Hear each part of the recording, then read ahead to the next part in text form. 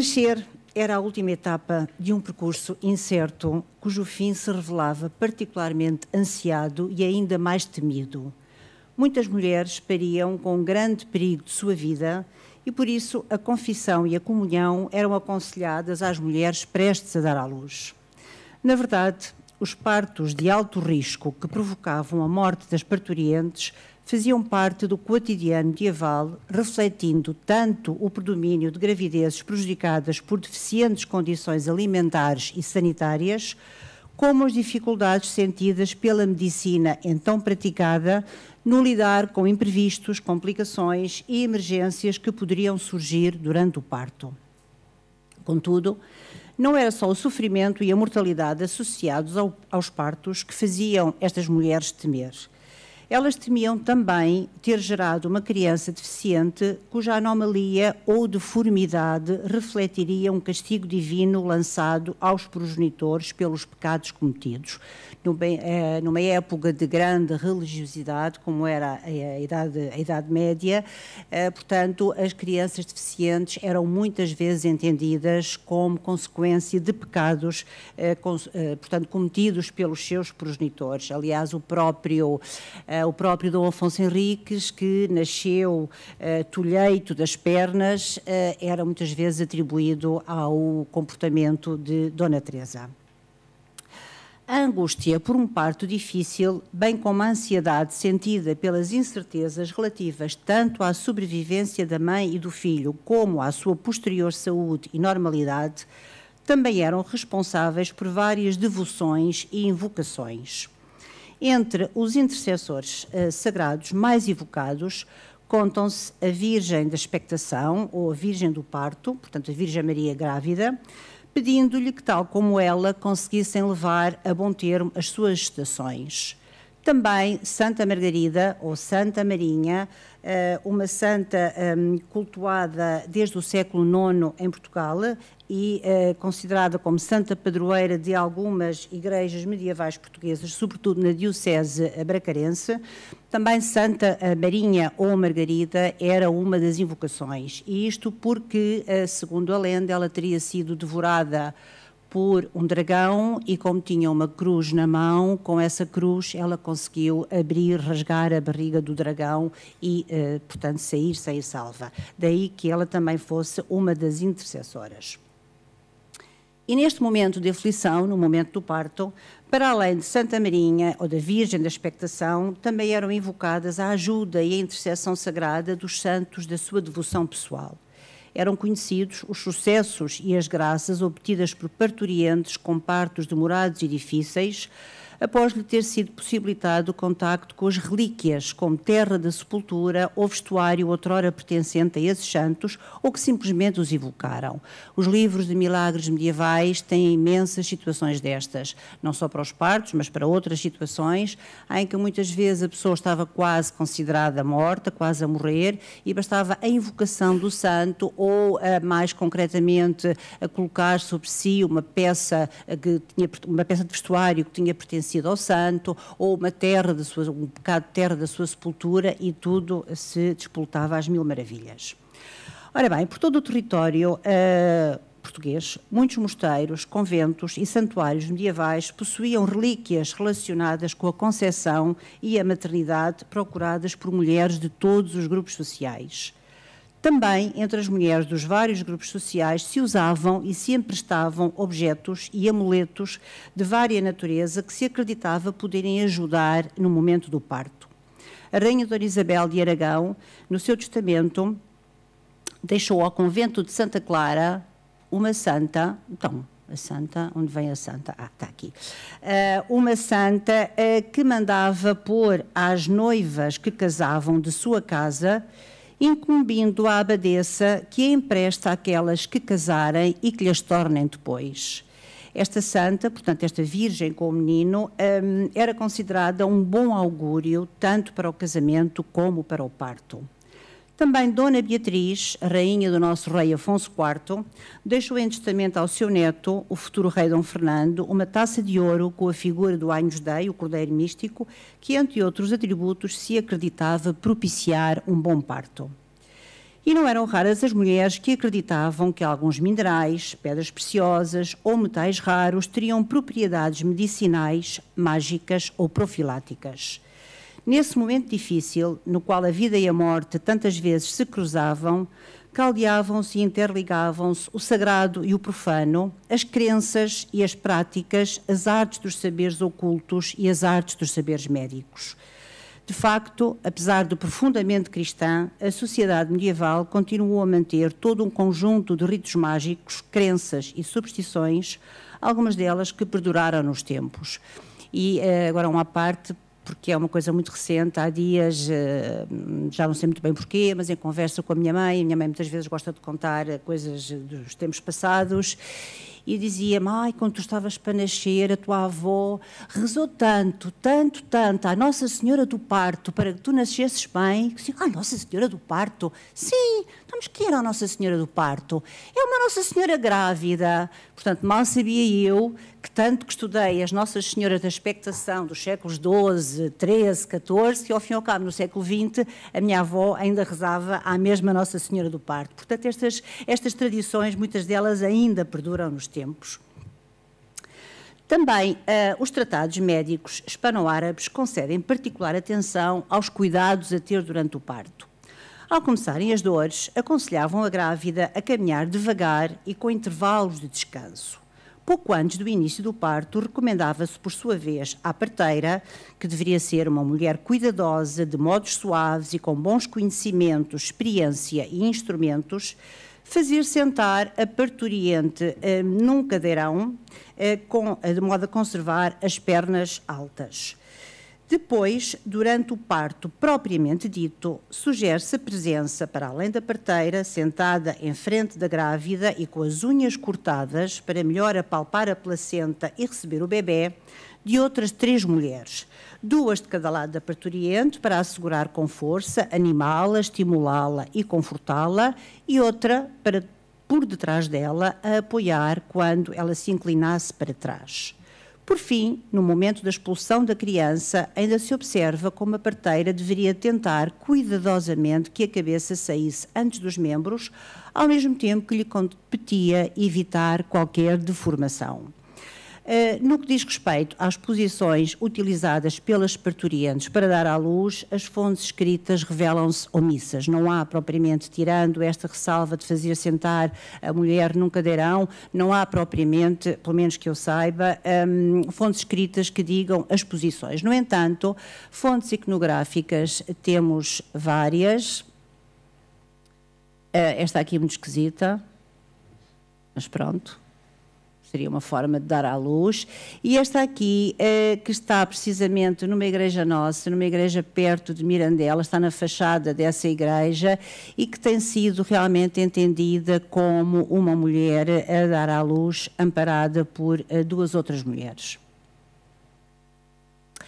Aqui temos nas cantigas de Santa Maria uma mulher a dar à luz sentada, e outra a dar à luz de joelhos. Mas, como vos disse, portanto, a nível de fontes escritas, não conheço, fontes iconográficas, sim, há várias. Ora bem, as complicações do parto, a presença de um médico à cabeceira da parturiente muito raramente se deveria verificar. Por um lado, por questões de pudor, estes eram assuntos só de mulheres. Por outro, porque sendo o seu número dos médicos, pouco elevado, se tendiam a concentrar nos principais centros populacionais do reino. O trabalho do parto era, assim, um acontecimento privado e doméstico. Participado por uma comunidade feminina, apresentava-se como um momento de convivialidade entre as mulheres da casa, as familiares, as vizinhas e a comadre. E a comadre era a mulher mais velha, mais experiente e que pela prática se tinha tornado parteira. As complicações do parto relativas ao estado da grávida eram também muitas vezes difíceis de resolver. De uma forma geral, resultavam das fortes dores provocadas pelo prolongamento do parto, relacionando-se quer com problemas do foro psicológico, originados por depressões ou excessiva angústia, quer com a existência de deficientes condições físico-anatómicas, fossem as decorrentes de uma demasiada gordura, fossem as suscitadas pela estreiteza do canal uterino, como, neste caso, de Isabel Farinha, que não podia parir por estar muito apertada. Acontecia também, frequentemente, mulheres, como era o caso de Leonor Gomes, cujos gritos eram tão lastimosos que as comadres a davam por morta e que, após vários dias de sofrimento com dores muito fortes, ficavam exaustas e sem forças para conseguir provocar o nascimento dos filhos. Das complicações a enfrentar pelas parteiras, as mais temidas relacionavam-se com a deficiente posição do feto no momento do parto, como aconteceu a Beatriz Álvares e a Aldonça Afonso. Portanto, a criança estava em má posição para nascer. Em tais situações, os manuais de medicina recordavam como as parteiras deveriam ser prudentes e dotadas de grande experiência, ao mesmo tempo que lhes sugeriam diversas indicações sobre a maneira de lidar com as várias posições tomadas pelo bebê ao nascer. De uma forma muito prudente, suave e cuidadosa, deveriam manobrar dentro do útero da progenitora para que, com gestos precisos e nos momentos das dores, tentassem rodar o feto e lhe ajeitassem o corpo, levando-o a tomar a posição conveniente, tratando ao mesmo tempo a parte do corpo já saída, dado ser frequente terminarem os partos difíceis com fetos decepados e arrancados à força ou com crianças mortas no ventre das mães, como aconteceu com Branca Afonso. E aqui, mais uma vez, competia às parteiras um papel importante e decisivo. A sua formação médica seria de certo rudimentar, valendo-lhes principalmente o vasto repertório de conhecimentos e técnicas que a experiência e a tradição lhes ensinara. Contudo, o facto de alguns tratados de obstetrícia incluírem instruções especificamente dedicadas às parteiras, assim como muitas ilustrações das diversas posições em que se podia encontrar o feto à nascença, leva a supor que algumas pudessem ter sido letradas ou, pelo menos, capazes de ler. Estas são algumas das imagens que se encontram precisamente nesses tratados. E alguns dos instrumentos, não sei se este museu tem alguns destes maravilhosos ou aterradores instrumentos, e a dita cadeira. Perante a iminência de um parto funesto para a mãe, extrair o filho ainda vivo e batizá-lo era considerada uma tarefa prioritária, pois caso a criança não sobrevivesse, poderia morrer cristã. Importava, sobretudo, preservar a alma de um novo ser, torná-lo cristão e evitar que fosse enterrado dentro do ventre da mãe. Perante a dificuldade ou a inviabilidade do parto normal, poderia recorrer-se a uma cesariana numa modalidade pós-mortem, se bem que as dificuldades técnicas então inerentes a uma tal intervenção cirúrgica tendessem a torná-la duvidosa, visto poderem sujeitar a parturiente a um sofrimento atroz que não traria garantias à sobrevivência da criança. E, mais uma vez, o papel e a responsabilidade das parteiras eram essenciais para a decisão e aplicação de uma cesariana.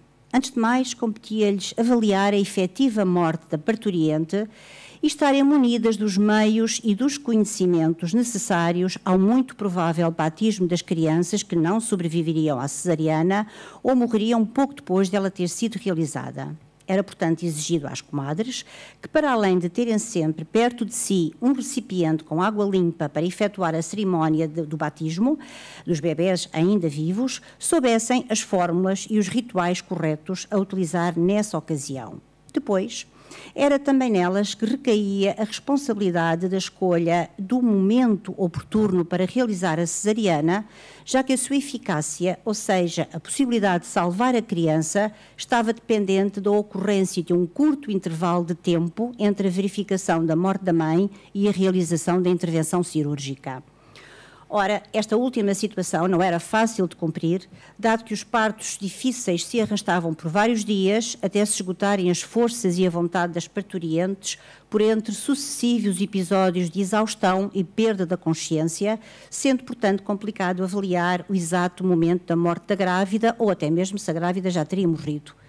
Por isso, Quando tardava uma tal verificação, as comadres corriam o risco de ver a criança regressar ao interior do útero materno e nele acabar sepultada, sem que uma cesariana pudesse vir a ser praticada, permitindo ao bebê viver o suficiente para ser batizado e enterrado em lugar sagrado, visto que se excluíam dos cemitérios todos os que não tinham sido iniciados na vida e na crença cristãs.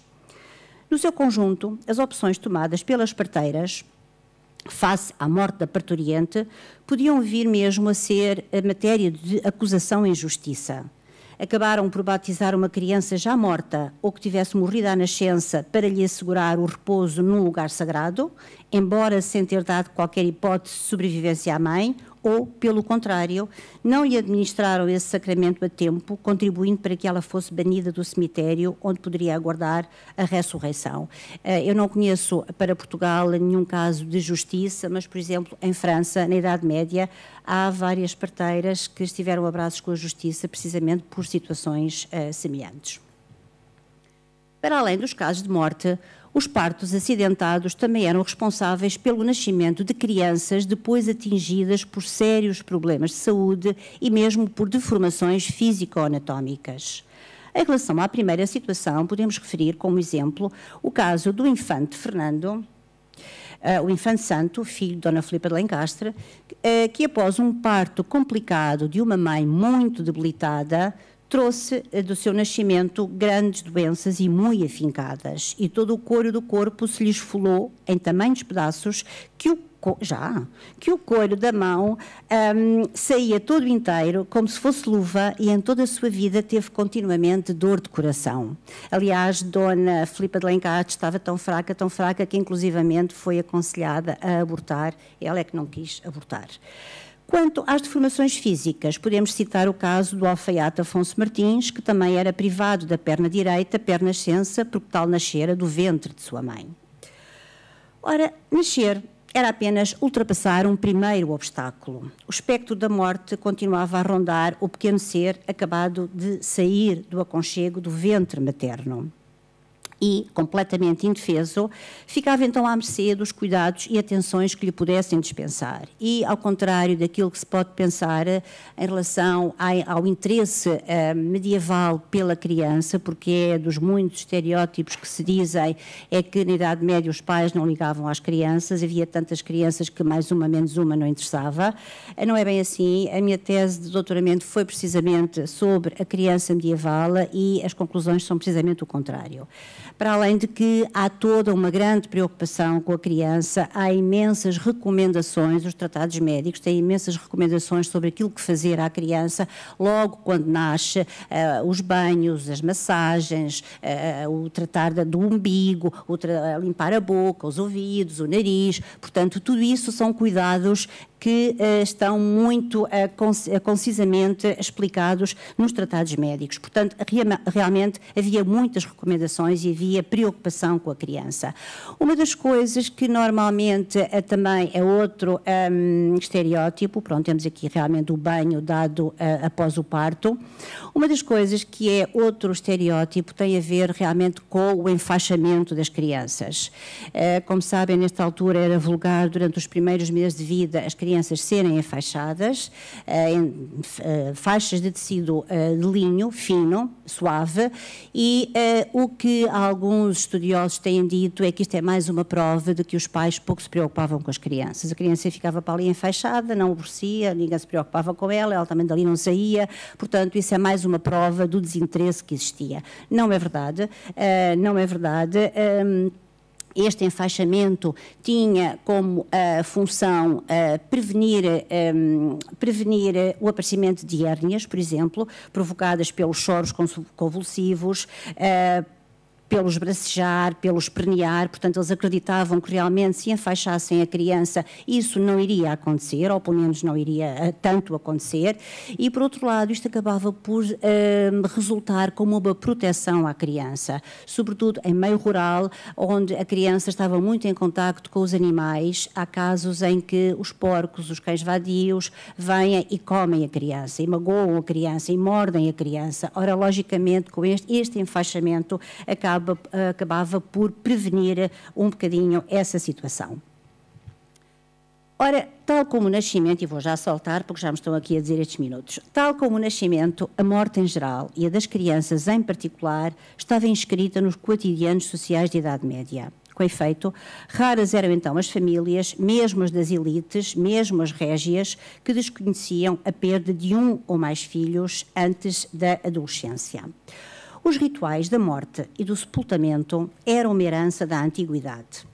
Parentes e amigos, em sinal de luto, cortavam ou despenteavam o cabelo, cobriam de terra ou de cinza a cabeça, cortavam ou deixavam crescer a barba, fazendo o contrário do que era a moda à época, ou abandonavam mesmo os preceitos de higiene.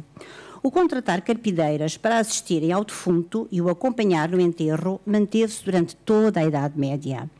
Particularmente nos funerais dos ricos que podiam suportar esse costume. Choravam e lamentavam sem altos gritos pela dor da perda do finado. Vejamos, aqui são crianças enfaixadas, até mesmo na iconografia do Menino Jesus. Ora bem, vejamos um pouco de como decorreu em 1491 o funeral do jovem infante Afonso, de apenas 16 anos, filho de Dom João II e de Dona Leonor de Lencastre. Portanto, como veem aqui, temos situações em que se depenaram, estão a ler, não quero ler porque os senhores estão a ler, mas aí se depenaram então cabeças de muito siso, arrancaram barbas de muita autoridade, ali não ficou rosto de mulher que com as próprias mãos e unhas cruéis não fosse esbofeteado e feito em sangue. Portanto, é um costume que era condenado pela Igreja e condenado até por legislações anteriores. Por exemplo, Dom João I, em 1381, confirmaram um decreto da Câmara de Lisboa, alegando que o carpir e o depenar sobre os finados é costume que descende dos gentios e é contra os mandamentos de Deus. E, portanto, proibia, sob pena de multa, que alguém se carpisse ou se depenasse nos funerais. Também, outras localidades foram seguindo esta disposição e em Évora, por exemplo, uma ordenança municipal notificava que ninguém se carpa, nem se depene, nem se rasgue no rosto, nem dê vozes, nem gritos, nem façam outros arruídos por os passados, segundo se de mau costume se usou, porque o enterramento deles se deve fazer com orações e esmolas e orações e ofícios divinos e nada com aquelas coisas pagãs como se fazia. E a Igreja condenava com multas estas práticas. Ora, como vimos, nada destas disposições foram cumpridas no funeral do infante Afonso. A mãe, junto ao inanimado corpo do filho, com muita dor e amor, lhe descobriu os peitos e sobre o coração o beijou muitas vezes, portanto destapou o que era proibido, para além de muitas mulheres que desfizeram com as unhas e mãos a formosura dos seus rostos, que lhes corriam em sangue. O próprio rei se tosquiou e a princesa, portanto a noiva do príncipe falecido, cortou os cabelos dourados que tinha. Fazia-se luto pelos entes desaparecidos, vestindo tecidos grosseiros e pobres, como o burel ou almáfega, já referidos, para contrastar com o vestuário habitual. Era normal ter em casa um vaso de burel, e o vaso era um género de um capote de burel com que as pessoas se embrulhavam, quer para luto familiar, quer para ir velar um cadáver. Quando o rei ou alguém da família real falecia, rapidamente o reino se alutava. Os mais pobres, na impossibilidade de possuir o vaso, recorriam a sacos e cobertas de animais ou vestiam a roupa do avesso. Como vimos, na morte do infante Afonso, a princesa cortou os cabelos e vestiu-se de triste vaso e almáfega. Os cabelos curtos e cobertos e o vestuário triste lembravam a todos que haviam a sua viuvez e a sua morte para a vida mundana. Eu vou já acabar. Ora, de uma maneira geral, as crianças eram iniciadas e preparadas para participar nas cerimónias relativas à agonia e à morte dos seus próximos, fossem irmãos, pais, parentes ou vizinhos. existem múltiplos testemunhos escritos e iconográficos sobre a efetiva assistência de crianças aos cerimoniais que acompanhavam as vigílias da agonia dos moribundos e aos seus posteriores velórios. Aqui temos o exemplo em que temos um velório com crianças a acompanhar. Acreditava-se que a sua condição de jovens batizados e inocentes de graves pecados refletiria a presença de forças espirituais, não só capazes de afastar os diabos que lutavam pela posse das almas dos defuntos, como também de atrair para os mortos a misericórdia divina. Muitos pedagogos da Baixa Idade Média consideravam essencial que a doutrinação cristã das crianças incluísse saber de cor as orações próprias dos mortos. Ora, a morte e as exéquias fúnebres não eram, no entanto, só prantos e lamentações. Eram também um momento de confraternização, sociabilidade, convívio e mesmo distração e abundância. O cortejo fúnebre de um rei, de um membro da família real ou de algum rico cidadão não deixava de ser um espetáculo visual e auditivo a que ninguém podia ficar indiferente e a que toda a comunidade era chamada a participar. Era, afinal, a última celebração do seu poder político. O desfile do clero regular e secular, seguido dos familiares do finado, da gente mais importante e do infindável número de carpideiras, doentes, mendigos e gente humilde, tudo acompanhado por um sem número de velas, tochas e círios, davam ao cortejo uma grandiosidade que deveria corresponder à que o defunto tinha tido em vida. Este enorme cortejo era acompanhado pelo toque repetido dos sinos e pelas ritmadas ladainhas dos acompanhantes. E, no fim, vinha a fartura, pois a dádiva de esmolas e alimentos fazia parte das práticas salvíficas. Muitos testamentos tinham mesmo aquilo que se deveria dar, a quantidade de pão, a quantidade de vinho, a quantidade de tudo que se deveria dar na cerimónia do seu enterro. Também entre o povo, celebrando o ente que partia e após o seu sepultamento e encomendação a Deus, parentes e amigos partilhavam uma refeição que podia ter lugar na casa do falecido ou na própria igreja. E nem mesmo a memória do finado impedia os exageros cometidos frequentemente pelos próprios clérigos que recomiam e rebebiam, não estando à mesa como devia, ou seja, benzendo-a, tomando os alimentos com mesura e temperança, permanecendo em silêncio e rezando no final uma oração de ação de graças a Deus e outra pelos mortos. Portanto, os padres nesta altura também não tinham muitas maneiras, comiam e bebiam e não se comportavam como devia ser, muitas vezes na própria casa de Deus.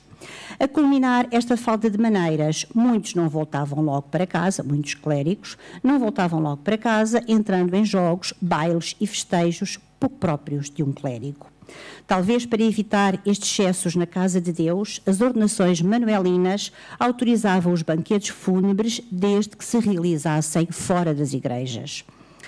Ora, se o nascer era uma festa de dor e de alegria, a morte e as cerimónias fúnebres eram também uma festa de dó e de luto. Muito obrigada.